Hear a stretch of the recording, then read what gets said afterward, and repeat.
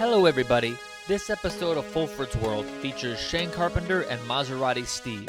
Shane Carpenter is the in-calendar editor of LA Record, creator of LA Fun, that's PHUN, and co-creator of All Seen Eye. In addition, Shane is featured in Kuso, I hope I'm pronouncing that right, the debut feature film by Flying Lotus coming out Friday, July 21st, 2017.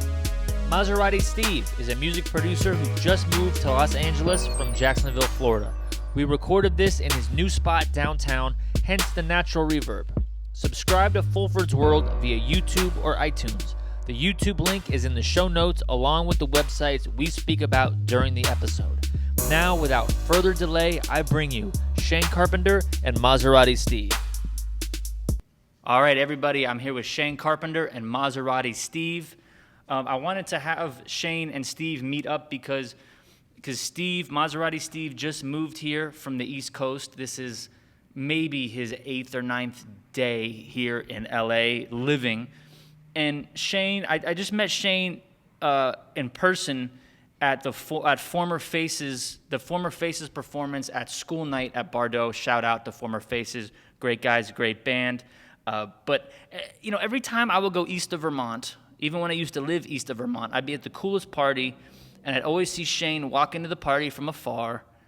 The music stops, everyone says hello to Shane, and then Shane is off to the next party. And this has happened like 5 or 6 times, literally, before I got to meet Shane in person. I think the last time I saw you before we met was at Mike Turner's video shoot. Oh, that's right. I was. Oh, you gotta speak it. Yeah, that's right. Yeah, thanks, man. And I was at this restaurant next door to the shoot, and I'm like, I don't know if this restaurant's good. And then I saw you in there, and I'm like, all right, this spot's good. I know this spot's street certified.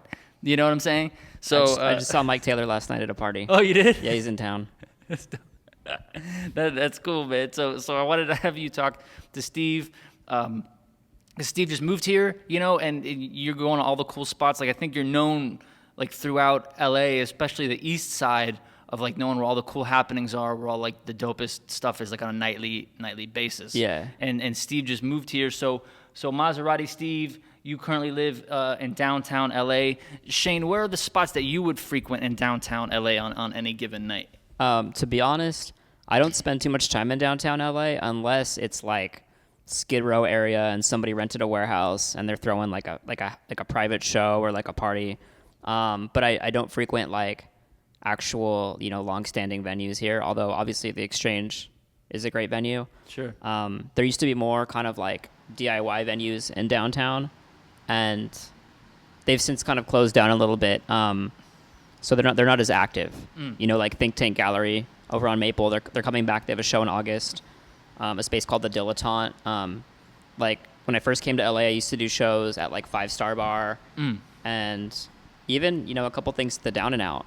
But I guess in the last few years, I haven't really done anything in the main places. The Down and Out. What was the that place sounds familiar. What's the hook behind Down and Out? It's not the pirate. That's Redwoods is the pirate bar. Redwoods the pirate bar, yeah. What's Down and Out? It's right here on the corner of 5th and Spring. It's kind of like a little dive bar, but they have live bands there. They have music.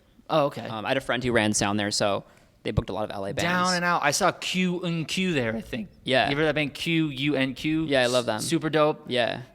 And they had the picture where you're in jail. Mm-hmm. Like I went to jail to Down and Out. Is that spot? Yeah. Or a different spot? Yeah, isn't Ben Haywood in Q1Q?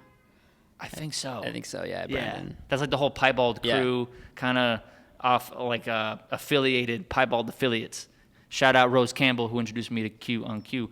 So Steve, you've been down here for like a week. Besides the Don Diablo extravaganza last Friday, what spots have you been, or have you even been to any spots down here yet? Yeah, I haven't been to too many because I'm kind of in between here and a friend's house, so most of my stuff is there. I'm still moving in, but yeah, I Airbnb'd a place in this building. I guess it was February, and I went to a couple spots.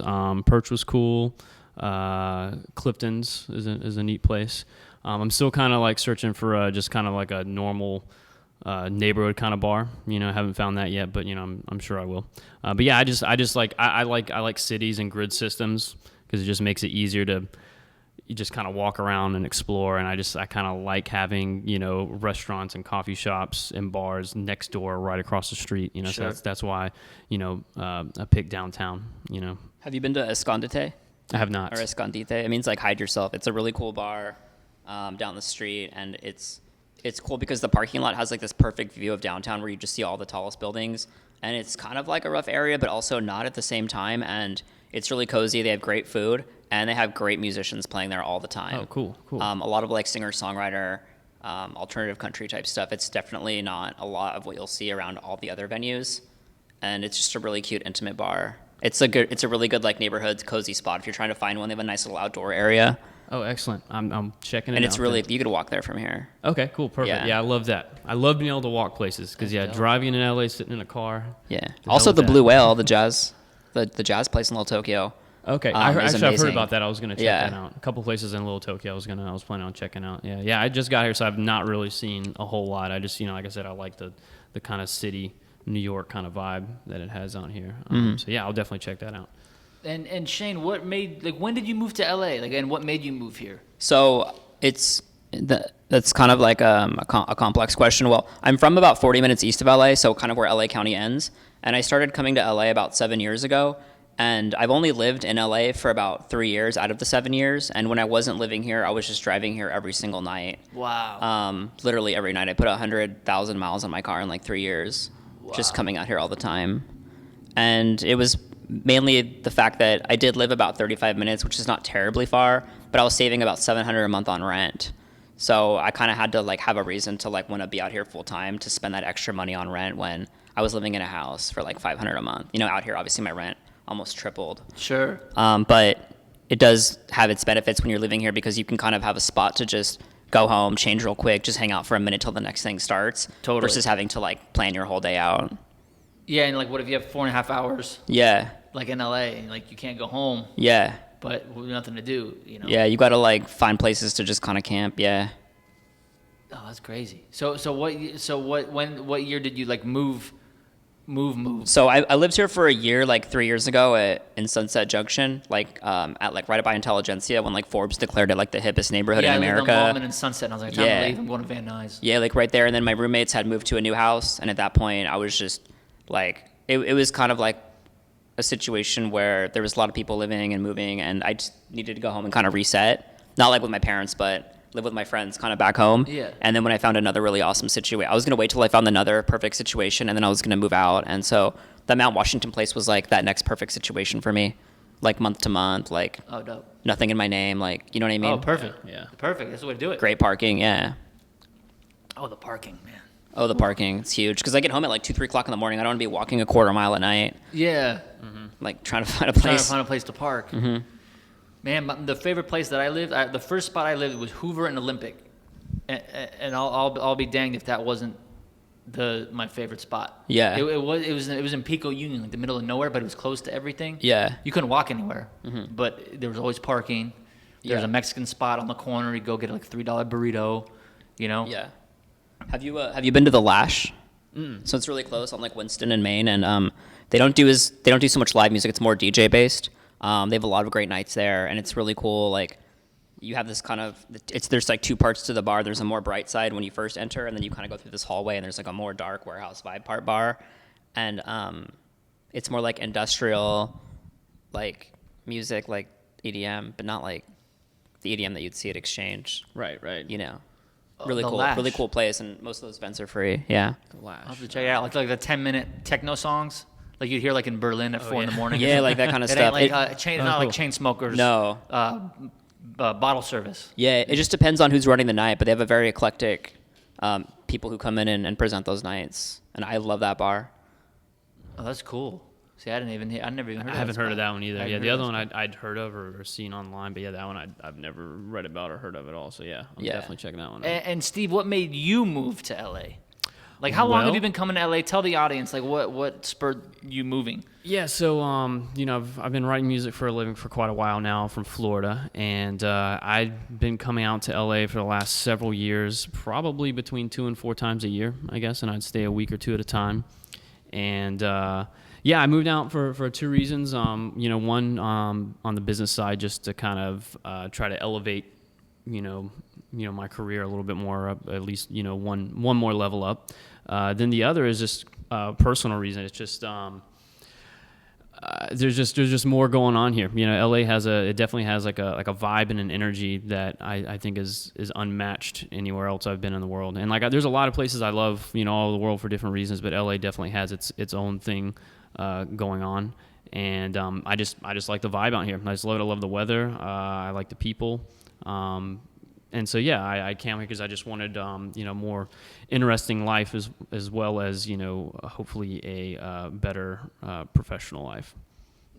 Cool, man. Can't argue with that. And Shane, how has the scene changed in the last few years? Like you're saying now, like Silver Lake, it's always been hip, but now it's like it seems like it's reached maximum hipness. Like how has the scene changed since you started coming here, driving into LA, and then living? It's funny you asked me this question because I actually have been talking about it to a couple of different people, but I kind of feel like LA is like the different eras, like with like dinosaurs. Like there's like the Paleolithic and the Mesozoic, and like everything just gets built upon the next thing. It's like it's all here. It's just getting built upon. Yeah. So you had like the Sunset Strip, which was really popular in the 90s, and things still happen there, but it doesn't have that same sort of like charm and attraction that it did back then. And I think the early 2000s and the mid 2000s, you kind of had a lot of like LA was really rough. It was like the smell was considered in Skid Row, and then you had all these kind of DIY spaces. You had all these artists, and they were running all these unorthodox spaces, and I kind of came in on the tail end of that. So I saw like maybe 20 great spaces that were just producing all this music and art and creating all these connections with people, and that's what kind of made me fall in love with LA. And over the years, I've seen it kind of transition out of those spaces into more venue. There's more venues that are popping up everywhere, like, Resident, that new one over on like Temple and Santa Fe. And then like Terragram. And there's just so many venues, like Zebulon, so many great venues coming up where we didn't really have that before. So I feel like it's changing the scene in that way. And there are still, things that happen like underground. There aren't as many because it's very expensive to own a space. There's a lot of liability. After the Ghost Ship fire, a lot of things really got shut down. So it's changing, but that's the one thing that's cool about it is you kind of never know what the next era is going to be like and who's going to kind of like come out, be a pioneer, who's going to change the game. It's like there's always these really kind of crazy in between transition periods where it's like kind of like what's next, and then you kind of see it coming and you're like, okay, this is what we're in for a while. And I think if you love music, you'll just kind of follow those changes wherever they lead you, but you definitely have a sort of like nostalgia for, when downtown was a little bit more gritty, when it was a little bit more scary. I used to say that if you're not kind of scared where you're going, you're not going to have that great of a time. Like there needs to be that little element of like, ambiguity or not knowing or fear before you go into something really cool. Yeah. That's always every time I go like to the coolest spot, I'm like, what is this? This ain't right. Is this right? And then you go in, you're like, whoa, this is dope. Yeah. This is like really cool. You know what I mean? Oh, what? Yeah. That's real, man. That's real. I'm waiting now. Okay. It's July 2017. I'm waiting for Panorama City to become the next spot. And you know why? Because people go, oh, did you move to the Valley? And you say, yeah, I moved to, let's say, Studio City. They go, oh, well, that's cool. At least it's not Van Nuys. Yeah. But if you move to Van Nuys, they go, oh, well, at least it's not Panorama City. So I'm waiting for Panorama City. Because back in the day, they used to say, oh, you live downtown? Wow, at least it's not, like, East downtown. And, and then that becomes the cool spot. Yeah. You know what I mean? So I'm waiting for, like, somehow Panorama City to, like, get something. You know what I mean? Like a Kendrick Lamar type artist to blow up out of Panorama City to make it super dope, or like a weekly party or a monthly party out of Panorama City. So I'm looking. All I found is the In-N-Out Burger and Chipotle and Starbucks and the movie theater, but I'm gonna keep looking for the Panorama City event. You know what I mean? But what about Hollywood? Have you go out to Hollywood a lot? Yeah, like I like Hollywood. Like I mean, it's not necessarily about the space itself. It's just kind of about who's running events at the space. Like Dirty Laundry does really great music shows on Tuesday nights. Like my friend does an event at the Study on Wednesday nights. All the Houston brothers own bars, like, No Vacancy and like Black Rabbit Rose, and just they did the piano bar, but they're redoing that. Harvard and Stone. I think they're like really dialed in, and they have great talent buyers, putting a lot of great acts, and a lot of those events are free. So I feel like if I'm in Hollywood, 90% of the time it's at one of their bars, just because I know the people that are putting together the shows there. I know the DJs that are there, and it's a very like safe bet that you're going to have a good time. I mean, you have those friends that maybe they don't want to go to a Skid Row party. Maybe they want to go to Hollywood. Like that's where I would take them. Sure. You could do the Harvard and Stone Jumbo's Clown Room. Yeah. Double header. Yeah. Two. You know what I mean? The double feature. Yeah, absolutely. You know what I'm saying? Just walk to both. Boom, boom. Also, 3 clubs. They do like a jazz night once a month. They do a lot of great music shows. Oh, I had my birthday there. I had a birthday party there a couple years back. 3 clubs. Yeah, it's a cool spot. I haven't been there in a while though. I know like they did like a management changeover like a couple years ago. Yeah. I haven't been there. I haven't been there since. But that was right next to Paramount Recording Studios. Is right there on Vine in Santa Monica. So we'd be doing music in the studio and then go to 3 clubs because you could just walk and then walk back to the studio after a little while. Like yeah, absolutely. Yeah, that's cool. And that's right, like what you said about Resident, and you could correct me if I'm wrong, but like Resident, 5-6 years ago, that wouldn't have looked so safe. Yeah. I think Cafe Gratitude, that's been there for a while, I think. Yeah. I think that's been there for a while. But like Resident in that area, I didn't expect that. Like I saw Former Faces there, and I was like, is this right? And then it's like this nice with the nice food truck outside, and and then the venue indoors, and so these venues are really like, I thought it was gonna be like a warehouse. Yeah. But I guess since the Ghost Ship fire, that they've been kind of legitimizing the warehouse spaces into actual venues. Yeah. That, like serve food, and things like that, and have like staff and things like that. Now, Steve comes from Florida, and I come from Florida, but I moved to LA when I was younger. But is there any warehouse parties in Florida, like where you're from? Like, what's the deal with that? I don't know anything north of Orlando regarding music. So. I mean, there are, but obviously not as many, and they're very difficult to find. Like, you really have to know the exact right people, and because there's so few of those people, it seems like it's harder to plug into a place like that in a way. Like, because I won't say everybody, most people who are there, they were like born and raised there. And so they kind of, whoever it was that they were hanging out with in high school, that's kind of who they're hanging out with in their 20s, 30s, and beyond. So if you're coming in there, like transplants a lot of times have a hard time meeting people there and kind of getting, because it is a different culture, kind of an odd culture. And so it can be difficult to find stuff. Like, it can be hard to find just like a happening bar for happy hour or something, like even if you've been there for a while. Like, I had a hard time finding like a good place to go for a happy hour there, a lot of times. Like on a Friday night, I'd be cruising around, I'd hit all these different spots. So there is stuff like that, and they have like, little speakeasy things and whatnot, but it's on such a, I don't want to make this sound bad, but like a lower level than I think it would be here, there's just not as many people, when you got a city that only has around 1 million people compared to what is there in LA? 10 million, 13? Something. You have to go like in the metro area and the surrounding areas. There's all sorts of different numbers. Yeah, there's more people in LA County than there are entire population in 42 other states.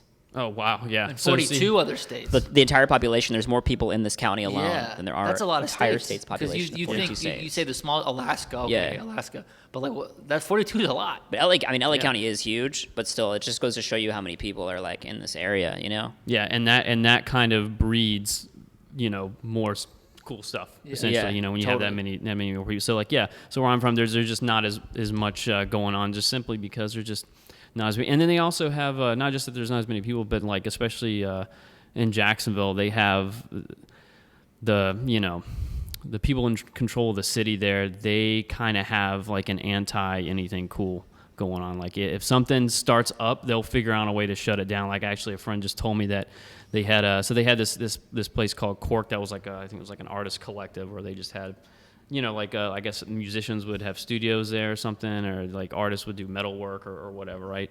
And they've been around for about 10 years, and they just got a new fire marshal, and they shut them down for some nonsense, some trumped up charge. Yeah, and then they shut down the first local brewery that we had there. They shut them down too for some paperwork thing or whatever. So you just have stuff like that going on. So it's really hard whenever you have like a smaller population that's a lot of times not exposed to, like, because in LA you got all kinds of people from everywhere coming, so you just got all these different influences, and it just makes for kind of like a more colorful and interesting culture. So you don't have that so much in a place like Jacksonville. And then you have, on top of that, the few people that are trying to get something going, they get stomped out really quick. Sure. You know?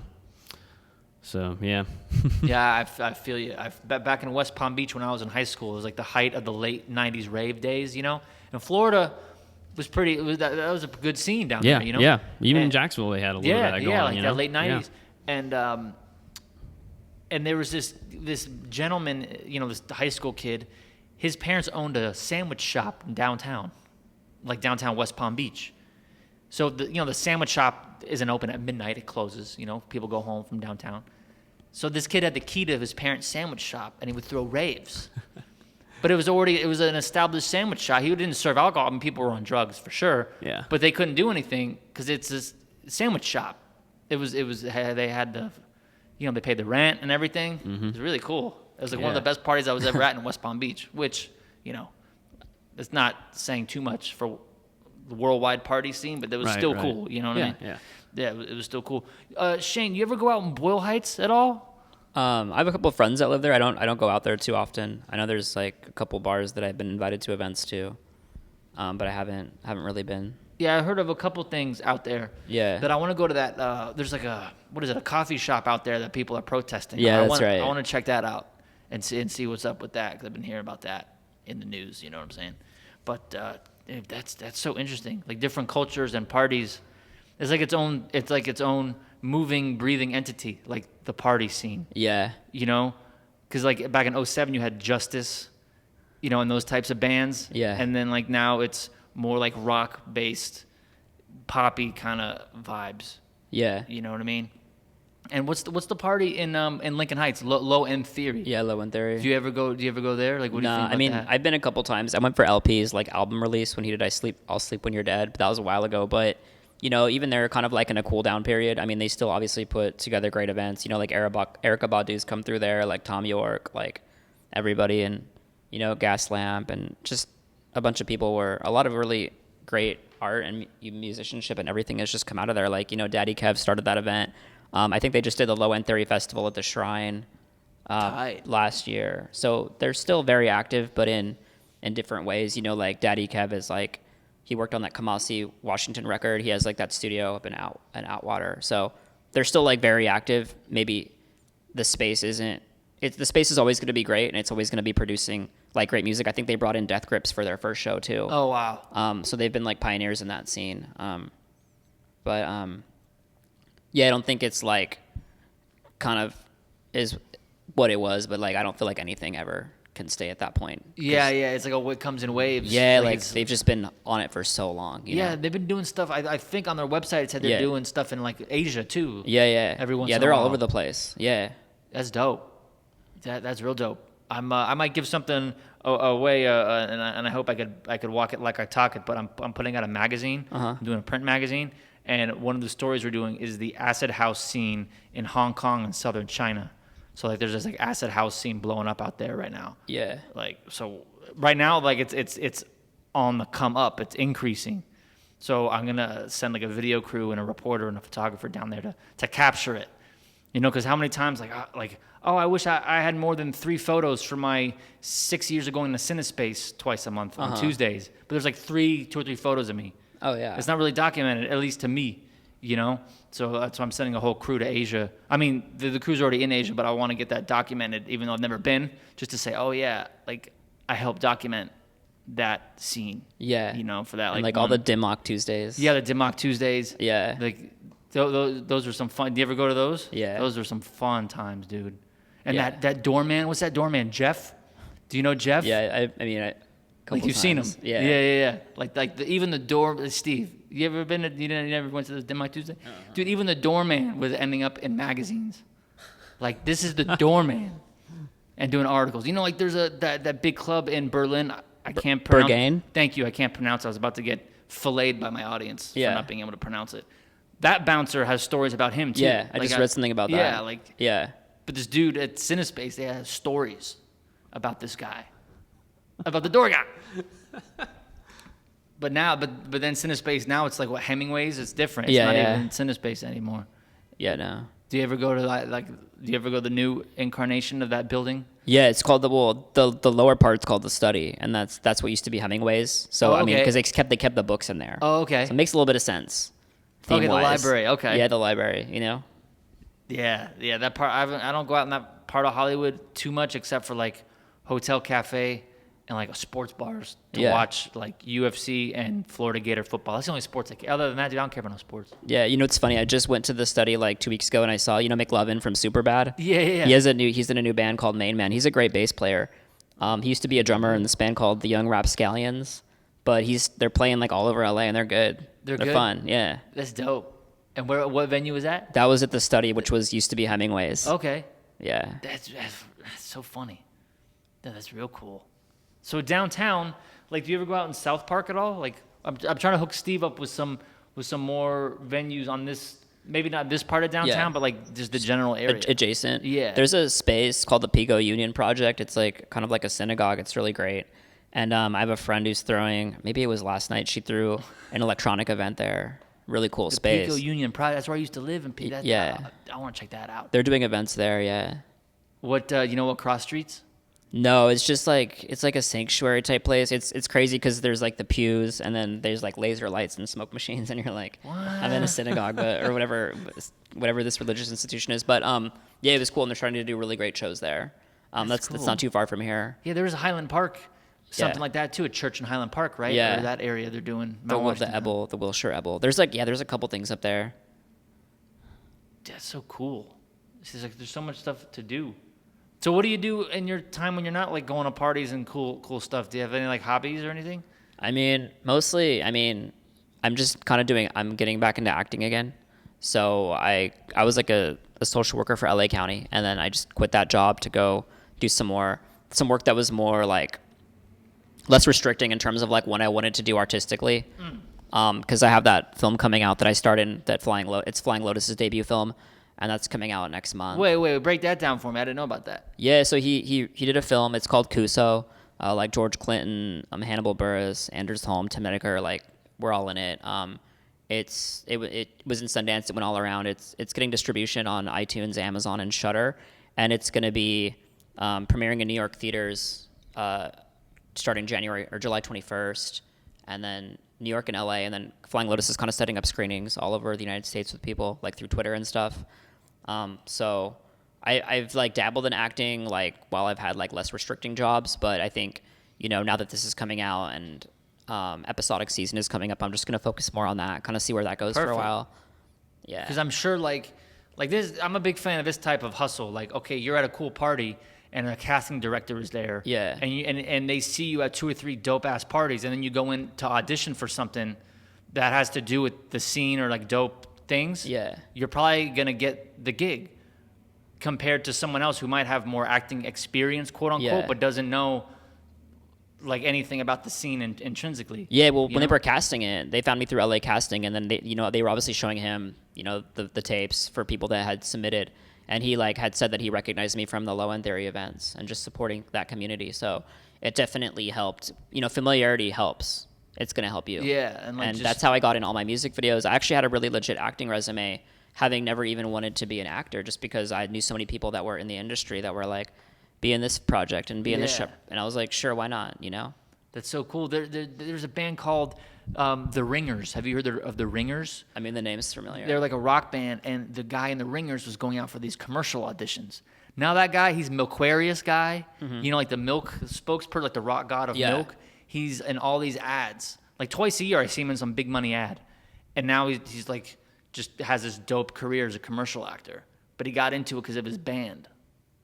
This is like 10 years ago, like this band, The Ringers. And then you're like, hey, that's the guy from The Ringers on some Verizon spot. Like these big national spots.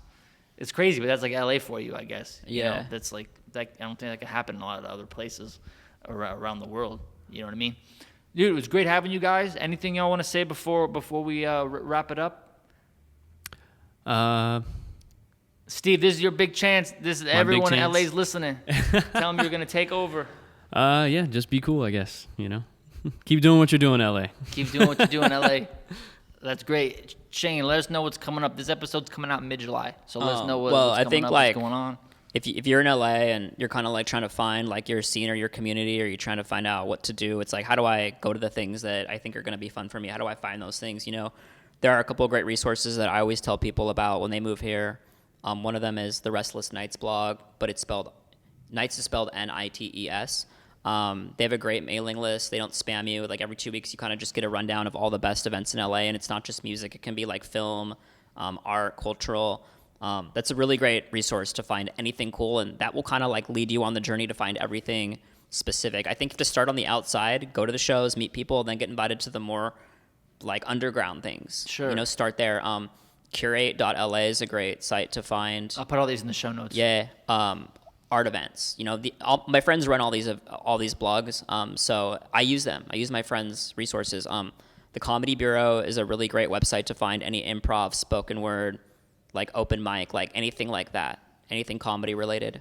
And then Find Time is a really great electronic music resource also. Oh, that's cool. And also Buzz Bands LA. If you just want to find like where the shows that are happening on a local level, local bands, kind of like a catch-all of like a rundown of everything, almost like the Scene Star, but maybe more focused on like local talent. You know, Buzz Bands is a great blog for that. Oh, dope. Oh, and Ham on Everything, last one. Ham on Everything, really great hip-hop and electronic events. Ham on Everything. Yeah. I'm going to check these out. Yeah, great. See, I've been all of them. I've been stuck in a studio like 7 days a week, so I need to get out more. Yeah. You know what I mean? Like, for me, going out is like going to Chipotle or something. You know what I'm saying? So I need to go. But every time I go out, like go to a show, like something cool happens. Yeah. It's always like something dope. There's like 5 to 15 things a night. I'm just like, you know, choose your own adventure. You know, you're never really going to make a bad choice, but you're going to make different connections depending on where you go. Oh, yeah. Yeah. That's interesting. Well, guys, thanks again for doing this. Audience, thanks again for listening. Subscribe to me on iTunes or just subscribe to the YouTube channel. Thank you again for listening, and I'll see y'all next time.